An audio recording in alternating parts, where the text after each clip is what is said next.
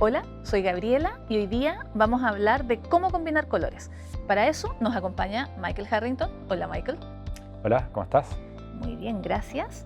Oye, entendiendo que la combinación de colores es algo absolutamente fundamental en nuestras casas, en nuestra vida, he escuchado mucho hablar de una herramienta que se llama círculo cromático y que ayuda como en esta definición armónica de qué colores utilizar.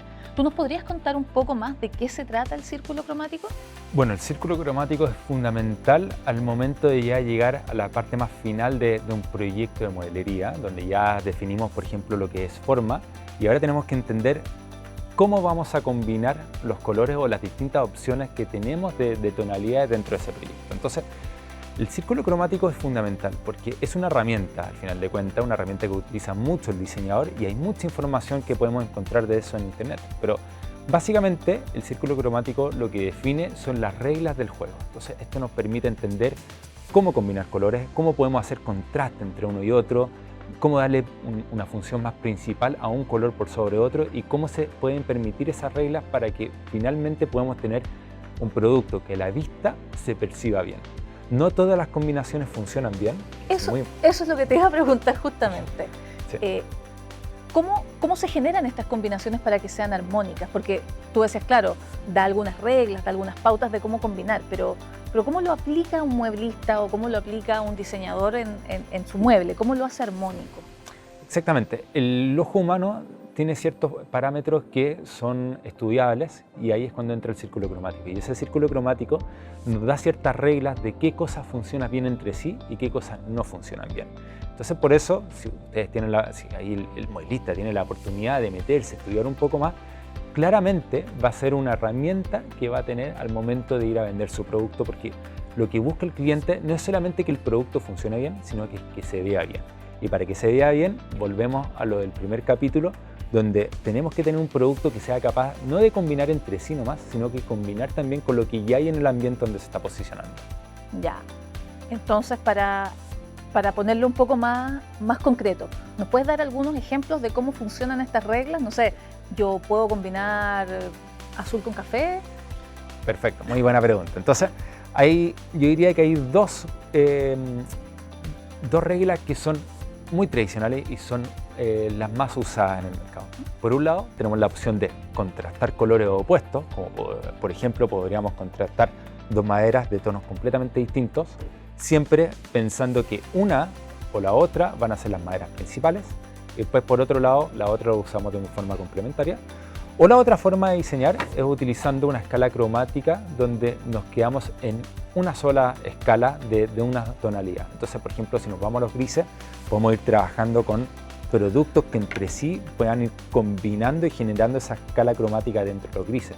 Esa es una apuesta muy segura porque muchas veces no nos arriesgamos en que si un color le va a ganar al otro o no. Claramente tenemos que mantenernos con esa regla de tener un color primordial y de repente un segundo o tercero que sean complementos a ese color inicial. Oye Michael, pero por ejemplo, con todo lo que estamos viendo aquí, tú nos dijiste que podemos combinar opuestos o podemos combinar escalas cromáticas similares, pero si yo tengo una madera que ya tiene más de un tono, generalmente vemos que las maderas tienen una escala de tonalidades, ¿cómo la combino yo? ¿Cómo elijo en el fondo en este caso un color sólido que la acompañe?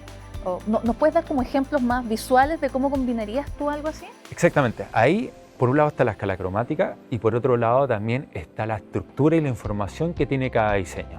Entonces nosotros cuando utilizamos diseños que son un poco más agresivos en su beta, que tienen mucha información, los vamos a querer complementar con diseños que son un poco más apagados. Entonces, si tenemos, por ejemplo, un diseño de una piedra como este, por ejemplo, que tiene mucha información y que tiene mucha beta, claramente no lo vamos a querer hacer competir con otra piedra como esta que también puede tener mucha beta, sino que vamos a querer combinar esta piedra con un producto que sea un poquito más lineal, un poquito más homogéneo en su estructura, como podría ser un metalizado o como podría ser una madera más lineal.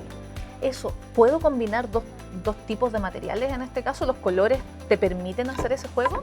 Por supuesto, y eso es lo interesante que tiene el diseño. El diseño nos permite, por ejemplo, agarrar una piedra oscura, incluso combinarla con una madera oscura y poder generar una propuesta de un diseño que sea más elegante, que sea bastante acogedor entre sí, Claramente esto a primera vista tiene también una apariencia de ser algo un poco más varonil, por ejemplo, Sí, y eso es lo entretenido del diseño. A medida que vamos combinando distintos colores podemos generar una propuesta que sea más femenina, más masculina, propuestas que sean, la verdad, versátil o unisex a distintos lugares. Y hoy día los parámetros, la verdad, de lo que es femenino y lo que es masculino también se han estado rompiendo. Entonces, hoy día, por ejemplo, podemos ocupar un diseño, una piedra bastante agresiva como esta, por ejemplo, y combinarla con un color un poco más rosa y seguir haciéndola una propuesta bastante masculina, por ejemplo. Entonces, eso es lo interesante ahí dentro del diseño y los parámetros que hemos logrado de cierta forma romper hoy día con la combinación de colores. Entonces, eso es un poco lo interesante que tiene el diseño y cómo nos permite también combinar. gracias Michael, ha sido muy interesante todo lo que nos has dicho y vamos a seguir conversando acerca de colores y combinaciones en una siguiente cápsula.